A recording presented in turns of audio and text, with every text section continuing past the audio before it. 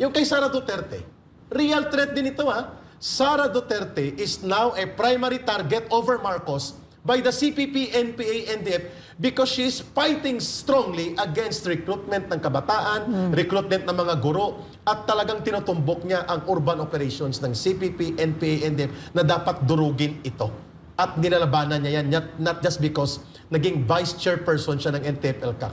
Are these not real threats to the second highest elected official of the country?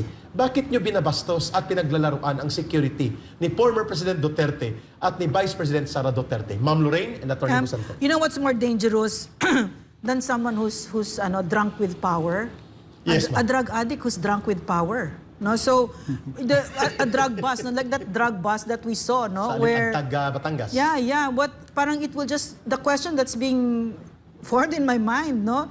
What does he think he can get away with? He thinks he can get away with everything, no? Yeah. So there's that impunity, that brazenness, and he's surrounded by like-minded people who's so brazen and arrogant and drunk in power, no? Grabe. Drunk with power. Attorney Busantog, kalasingan sa poder, power trip, sending the message that nobody can be designated survivor and we can do what we want because we are now in power. Yeah. And Yeah. kahit Duterte ka, Sara Duterte ka, kahit Rodrigo Duterte ka, we don't care. We will do as we wish.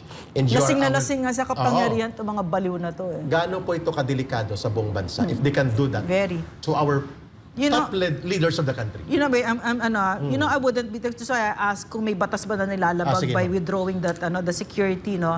Because I wouldn't be surprised if a law has been violated here because these people in power right now, they don't care about the laws. Yeah, Because nga na-marginalize mga elitista mga ito, si Bongbong Marcos ay isang elitista and all his life nga, people covered up for him. So his character is such that he thinks he is above the law. Diba? All of them, they think they're above the law. Lalo na Ay, ngayon, mapangulo na siya. ba't ka nagtanong ng 1.8 billion? Detain. Detain. Diba? Ganyan.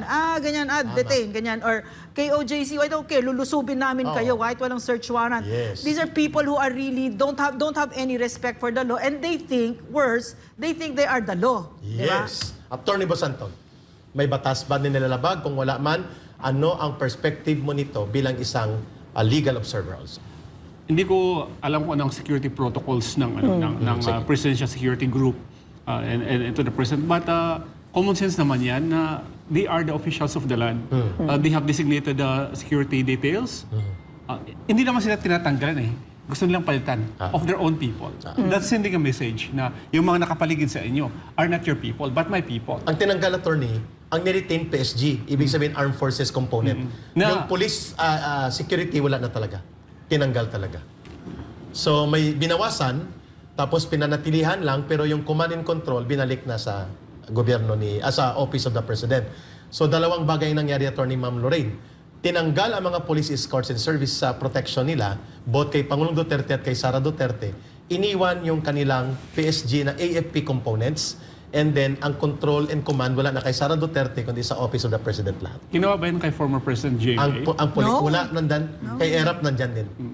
You know, again, no, parang nakita ko dito na naman, it really escapes them yung basic na yung kapangyarihan nila ay nanggagaling sa taong bayan. Kasi si Vice President, most trusted yan mula nung pag-upo niya hanggang Consistent. ngayon. Si President Rodrigo Roa Duterte, trusted off the charge. No? Historical yung ano niya. May isang beses nag-98 pa siya. Diba?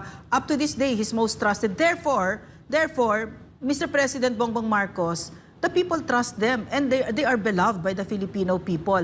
Therefore, pag ginanyan mo sila, inaapi mo sila, the people will be so enraged. And they will withdraw further from their trust from you. And therefore, they will withdraw your power from you. Yes. It's a simple equation. I mean, get it already. Yes, ma'am, thank you Attorney, gusto mo dagdagan before ko punta nitong kahalintulad na balita na gusto din nating i-point out sa mamamayan na ganito Naku, pa rin ang ginagawa sapato. nila sa Yeah. Kingdom of Jesus Christ. Attorney, dagdagan mo muna. Last comment on that issue is this one. Doon sa paglabas ng video, the thing that yung counter nila kagad is that hindi si President yan, mga ganyan-ganyan at nag-ano siya ng destabilization. They talk about filing case against yung mga nag-share sa social media. Pero may isang bagay na hindi nila ginawa What is that? is to simply ask for the raw video para ma-authenticate. Yung mother file. Yes, I mean, Sabi, di ba? These people are saying that you love the country, that's why you expose this. Sabi nila, okay, bigyan sa amin ang raw video, let us authenticate. Bakit walang nagsabi ng ganon? Why is nobody asking? Maybe they don't know where to get it. So I'm telling them, if they want it, I can find that raw video. I can give it maybe to you. I can find a way. Alam nila kung saan ang source. Sabi, may isang pagtitipon sa Los Angeles na ganyan na may isang. Correct, Bakit correct. hindi natin tanungin yung mga tao na nag-reach doon to provide us with Correct, a that's trophy? right, that's right. At alam nila na sa Boljak TV ni Marlica pinalabas, kilala nila si Marlica, si Claire Contreras ang pangalan, US citizen siya. So pwede sila magpadala at mag-coordinate ng tao para mag-investigate. Pero what purpose? Ang sabi ni Ma'am Lorraine, hindi para habulin ng mga taong ito, kundi ipa-establish ang facts and may end yun.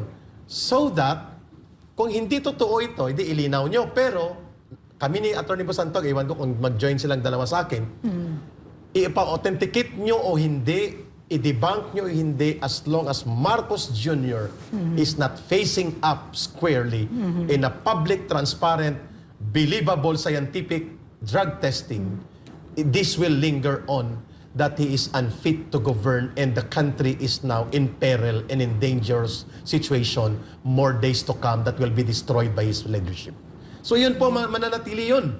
Kaya nga sabi ni Ma'am Lorraine at ni Atty. Bosantog kanina, when you are losing sanity of sense of rationality because of these things, makikita po yung action mo may mga bahid ng paranoia. Ano po ang paranoia? Sa lingwahe po ng mga colloquial na mga tambay, praning. Nagkakaroon ka po ng mga aksyon na praning.